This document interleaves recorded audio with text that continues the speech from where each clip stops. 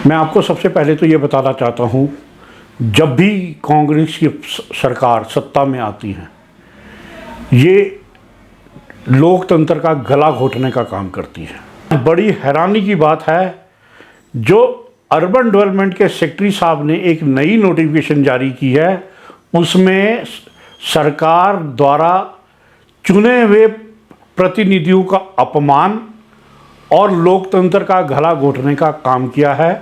आज जो सरकार ने किया है, जो हमारे इलेक्शन प्रोसेस ऑन होने के बाद जब ये तिथि तय हो गई थी कि 22 अगस्त, और उसमें जो हमारा म्यूनिसिपल कॉरपोरेशन रूल्स 2012 उसके रूल्स के 81, 81A और 81B के अंदर एक नया अमेंडमेंट कर दिया कि भी अब जो भी पार्षद वोट डालेगा, जो वहाँ एजेंट बैठा होगा उसको अपनी वोट दिखानी होगी, दिखाने के बाद वो वोट को कास्ट करेगा।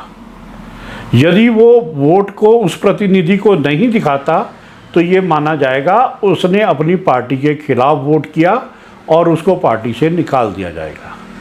तो इस तरह का ये जो आज तुगलकी फरमान जारी किया है सरकार ने, ये बिल्कुल अलोकतांत्रिक है। और चुनाव प्रोसेस ऑन होने के बाद ये जो आज इन्होंने वो किया, ये बिल्कुल काफ़ी गंभीर मामला है और मैं ये मानता हूँ ये लोकतंत्र की हत्या है। और चुने हुए प्रतिनिधि जो लोगों ने द्वारा चुने गए जाते हैं, उनके खिलाफ ये फैसला दिया गया।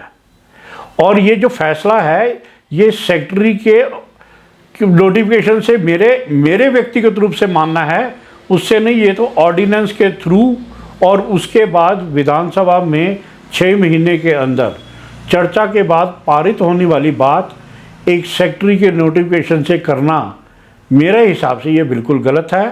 और कांग्रेस के अंदर हालत ये है कि भी उनके पास 7 पार्षद और उन्होंने अपने आप ही विधायक की जो वोट है उसको पिछली बार भी उस मत का प्रयोग किया था, उसको मिलाकर 8 पार्षद उनके पास है।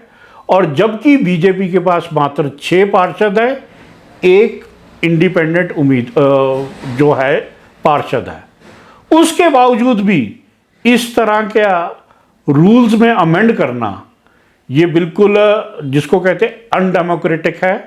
और ये जो बगावत है, क्योंकि जो भी ये कार्य करते हैं उसके हमेशा गलत कार्य के बाद एक रेपरकेशन होती है। इनके हर फील्ड के अंदर इनके बगावती लोग हैं जो इनको हमेशा तंग करते हैं।